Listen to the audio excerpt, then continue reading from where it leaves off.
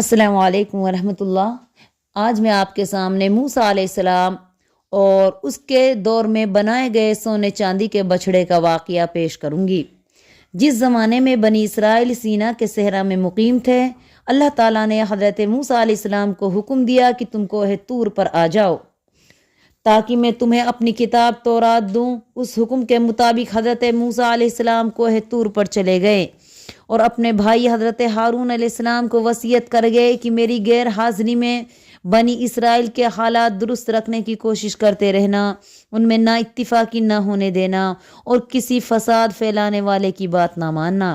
اب سنو کہ جب حضرت موسیٰ علیہ السلام بنی اسرائیل کو ساتھ لے کر مصر سے آئے تھے تو ان کے ساتھ ایک شخص سامری بھی مصر سے آیا تھا۔ وہ ظاہر میں تو مسلمان ہو گیا تھا لیکن سچے دل سے خدا پر ایمان نہ لایا تھا۔ حضرت موسیٰ علیہ السلام کے جانے کے بعد اس کو ایک شرارت سوجھی۔ اس نے بنی اسرائیل سے سونے چاندی کے بہت سے زیورات لے کر ان کو گلایا اور بچڑے کی صورت کا ایک بت بنا کر کھڑا کر دیا۔ سونے کا یہ بچڑا اندر سے کھوکھلا تھا اور اس میں کچھ سوراخ بھی رکھے گئے تھے۔ جب ان میں سے ہوا ہو کر گزرتی تو بچڑے کے منہ سے بیل کی سی آواز نکلتی تھی۔ سامری نے بنی اسرائیل سے کہا، جانتے ہو یہ کیا ہے؟ یہ تمہارا اور موسیٰ کا خدا ہے، آؤ ہم سب اس کی پوجا کریں۔ مصر کے لوگ گائے کی پوجا کیا کرتے تھے۔ ان کے ساتھ رہتے رہتے بنی اسرائیل بھی گائے کو ایک پاک شے سمجھنے لگے تھے۔ اب جو سامری نے ان کو بہکایا کہ گائے کا یہ بچڑا حقیقت میں خدا ہے تو اس کی باتوں میں آ گئے اور اپنے پروردگار کو بھول کر اس بچڑے کی پوجا کرنے لگے۔ حضرت ہارون علیہ السلام نے ان کو بہت سمجھایا کہ یہ بچڑا تمہارے ایمان کے لیے آزمائش ہے۔ بھلا یہ خدا کیسے ہو سکتا ہے؟ تمہارا پروردگار تو وہی ایک خدا ہے جو بڑا مہربان ہے۔ تم سامری کے کہنے پر نہ چلو اور میری بات مانو۔ لیکن بنی اسرائیل بچڑے کو پوجنے سے باز نہ آئے اور کہا، جب تک موسیٰ علیہ السلام واپس نہیں آتے ہم تو اسی کی پوجا کریں گے، جب وہ واپس آ جائیں گے تو دیکھا جائے گا۔ ادھر موسیٰ علیہ السلام کو کوہ طور پر 40 دن لگ گئے۔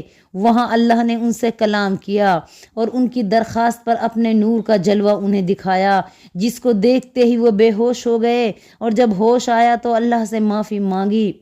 کہا کہ اللہ میں طاقت نہ رکھنے کے باوجود تجھ سے ضد پہ اڑا رہا۔ پھر اللہ نے اس کو تورات دی جو تختیوں پر لکھی ہوئی تھی۔ اس میں زندگی گزارنے کے طریقے اور دوسری نصیحت درس تھی۔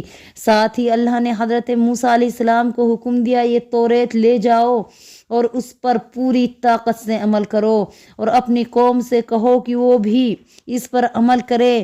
تمہارے یہاں آنے کے بعد سامری نے تمہاری قوم کو غلط راستے پہ ڈال دیا ہے، اس نے بچڑا کو اپنا خدا بنا لیا ہے۔ حضرت موسیٰ علیہ السلام نے تورات ملنے پر اللہ کا شکریہ ادا کیا، لیکن ان کو اپنی قوم پر بڑا غصہ آیا۔ واپس آتے ہی انہوں نے سارے بنی اسرائیل کو جمع کیا اور فرمایا، یہ تم نے کیا حرکت کی ہے؟ کیا تم کو یاد نہیں رہا کہ اللہ نے تم سے کس کس بھلائی کا وعدہ کیا تھا؟ کیا تم ان وعدوں کی مدت لمبی محسوس کرنے لگے، یا تم نے چاہا کہ خدا کے غضب تم پر نازل ہو اور اسی وجہ سے تم نے اپنا وعدہ توڑ دیا جو تم نے مجھ سے کیا تھا کہ ہمیشہ اللہ کی بندگی کریں گے؟ بنی اسرائیل نے جواب دیا، ہم اس وعدے کو نہیں بھولے اور ہم نے اسے جان بوجھ کر نہیں توڑا۔ ہوا یوں کہ ہم نے بھاری بھرکم زیوروں کو اتار ڈالا جو ہم مصر سے لائے تھے۔ سامری نے انہیں ہم سے لے لیا اور ان کو آگ میں گلا کر ایک بچڑا بنا ڈالا جو بولتا ہے۔ پس اس کے کہنے میں آ کے ہم اس کو خدا سمجھ بیٹھے اور اس کو پوجنے لگے۔ اب حضرت موسیٰ علیہ السلام نے غصے میں اپنے بھائی ہارون کے سر اور داڑھی کے بال پکڑے اور کہنے لگے، ہارون، جب تم نے دیکھا تھا کہ یہ لوگ غلط راستے کی طرف جا رہے ہیں تو تم نے انہیں منع کیوں نہیں کیا اور میری نصیحت پر عمل کیوں نہ کیا؟ حضرت ہارون علیہ السلام نے کہا، میرے بھائی بال نہ پکڑ، میں نے ان کو بہت سمجھایا لیکن انہوں نے میری ایک نہ سنی۔ میں نے ان پر بہت سختی کی، اس لیے نہ کی کہ آپ واپس آ کر یہ نہ کہیں کہ تم نے قوم میں پھوٹ ڈال دی اور میرے حکم کا انتظار بھی نہ کیا۔ آپ جلدی ہی واپس آنے والے تھے، اس لیے میں نے صبر کیا۔ پھر موسیٰ علیہ السلام نے سامری سے پوچھا، تو نے یہ کیا کام کیا؟ وہ بڑا مکار آدمی تھا، کہنے لگا، میں نے ایک ایسی بات دیکھی جو کسی دوسرے کو نظر نہ آئی۔ میں نے خدا کے فرشتے کو دیکھا کہ گھوڑے پر سوار چلا جا رہا ہے۔ میں نے گھوڑے کے پاؤں کے نیچے سے مٹی کی مٹھی بھر لی اور اس کو بچھڑے کے بت میں ڈال دیا، اور اسی وقت وہ بولنے لگا۔ مجھے میرے دل نے اس کو اچھا کام بتایا۔ حضرت موسیٰ علیہ السلام نے فرمایا، دور ہو کم بخت، آج سے کوئی شخص تجھ سے کسی قسم کا میل جول نہ رکھے گا، اور تو خود ہمیشہ یہ کہتا رہے گا کہ کوئی مجھے ہاتھ نہ لگائے۔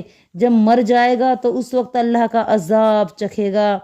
ابھی تو دیکھے گا کہ تیرے بنائے ہوئے بچڑے کا کیا حال ہوتا ہے۔ اس کو جلا کر راکھ کر دیا جائے گا اور یہ راکھ دریا میں بہا دی جائے گی۔ اس کے بعد موسیٰ علیہ السلام نے بنی اسرائیل سے فرمایا، بھائیو، تمہارا مالک تو وہی ہے جس کے سوائے کوئی عبادت کے لائق نہیں۔ بھلا اس قسم کی چیزیں بھی خدا ہو سکتی ہیں؟ یہ بچڑا کیا چیز ہے؟ نہ اس میں کوئی پاکی اور نہ کوئی بڑائی، اور نہ کسی کو فائدہ پہنچا سکتا ہے اور نہ نقصان۔ ہم اس کو ابھی جلا کر خاک کیے دیتے ہیں، بھلا خدا کی یہ شان ہو سکتی ہے؟ پھر انہوں نے بچڑے کو جلا کر راکھ کر دیا اور راکھ کو بکھیر کر دریا میں بہا دیا۔ تو یہ تھا موسیٰ علیہ السلام کے دور کا بچڑا جس کو سامری نے عبادت کے لیے بنا دیا تھا۔ تو آج کے دور میں بھی بہت ساری درگاہیں، بہت ساری قبریں، بہت سارے لوگوں کو ہم خدا سمجھ بیٹھے ہیں، جو کہ سراسر غلط ہے۔ خدا تو وہی ایک ہے جس کے سوائے کوئی معبود نہیں۔ وہ اکیلا ہے، اس کا کوئی شریک نہیں۔ اس کی شکل، اس کی صورت انسان اپنی آنکھ سے جیتے جی نہیں دیکھ سکتا، تو پھر ہم کیوں دنیا کے خداؤں کو اپنا خدا مان رہے ہیں؟ استغفر اللہ۔ ہمیں چاہیے کہ ہم بھی اپنے ایک خدا کی عبادت کریں، دنیا کے بنائے ہوئے بت پرست خداؤں کو، مورتیوں کو پوجنے سے باز رہیں، اللہ کی وحدانیت کا اقرار کرتے رہیں اور ایمان کے ساتھ اس دنیا سے رخصت ہوں۔ آمین۔ السلام علیکم ورحمۃ اللہ وبرکاتہ۔